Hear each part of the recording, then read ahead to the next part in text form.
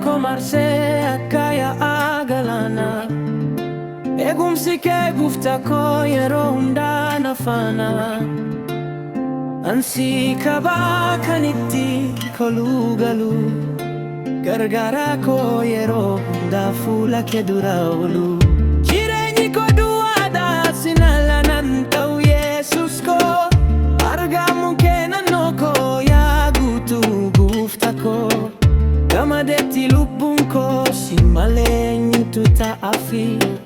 Yemmuu si barbaadu naaf kottuu dadhabbii. Gooftaa koo oolchaa lubbuu koo, ani fedhu kan biraa ofii koo.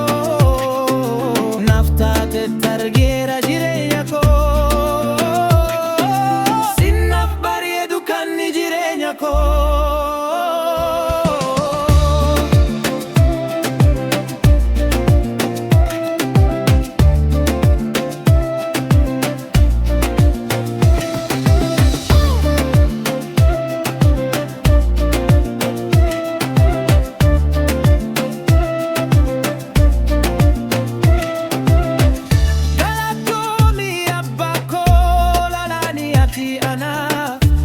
Wanti gitu hin jiru, ofii koo siif kennu.